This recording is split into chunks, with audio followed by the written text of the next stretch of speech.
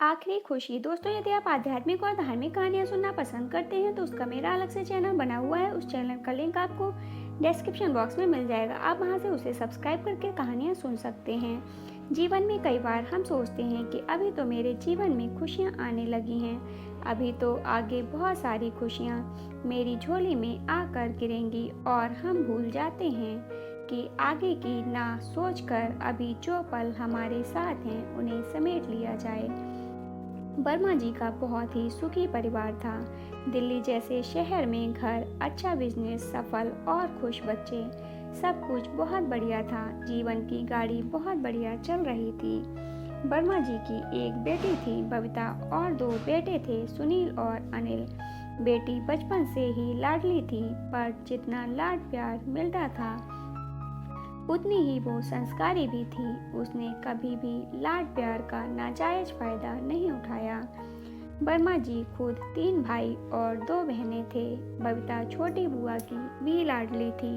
दीदी बुलाती थी उन्हें, क्योंकि बचपन में उन्होंने उसे स्कूल में भी पढ़ाया था। राधा जी बबीता की बुआ शादी से पहले जिस स्कूल में पढ़ाती थी वहाँ बबीता, सुनील, अनिल तीनों पढ़ते थे और इसलिए वो उन्हें दीदी कहते थे। बुआ सुनील को बहुत डांटती थी पढ़ने के लिए, पर सुनील कभी भी नहीं पढ़ता था। अनिल और बबीता पढ़ाई में तेज थे। जब राधा जी की शादी हुई तो सुनील ने पढ़ाई छोड़ दी। बबीता और अनिल उसी तरह पढ़ते रहे। थोड़े समय बाद सुनील ने पापा का बिजनेस संभाल लिया और पढ़ाई हमेशा के लिए छोड़ दी। सुनील की शादी हो गई और उसकी एक प्यारी सी बेटी भी हुई।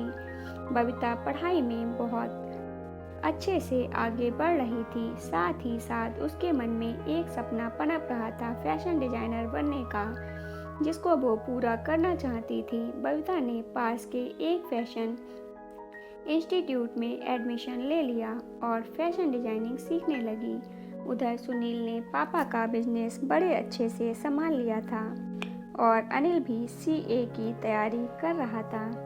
बबीता जो सूट डिजाइन करती थी उसकी सब बहुत तारीफ करते थे और वो हर पीस को दिल से तैयार करती थी, क्योंकि ये उसका सपना था।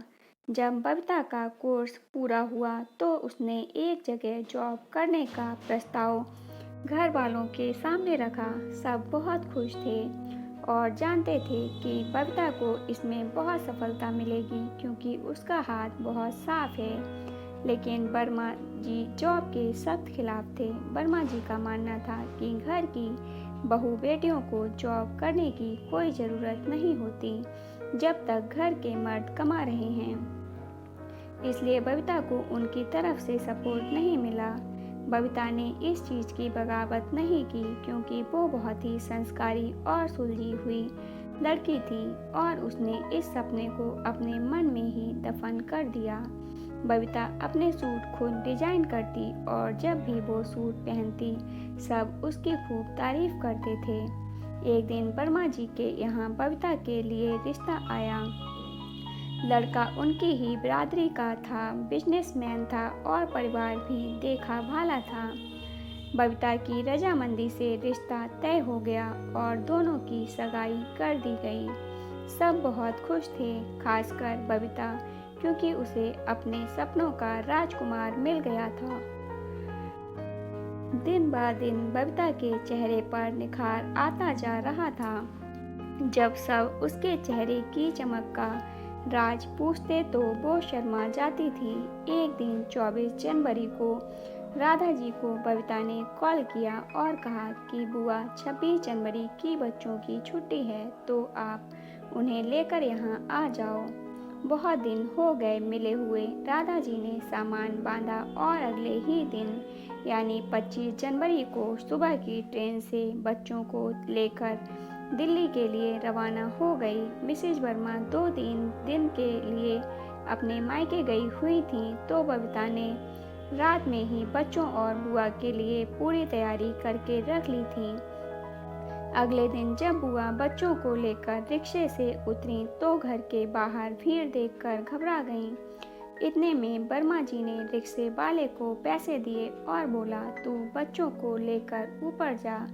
पर उन्होंने लाख पूछने पर भी कुछ नहीं बताया। ऊपर जाकर देखा तो बबीता की भाभी रो रही थी कि बबीता सुबह से नहीं उठ रही। तभी उसे गाड़ी में डालकर डॉक्टर को दिखाने ले गए। राधा जी के पैरों के नीचे से जमीन निकल गई।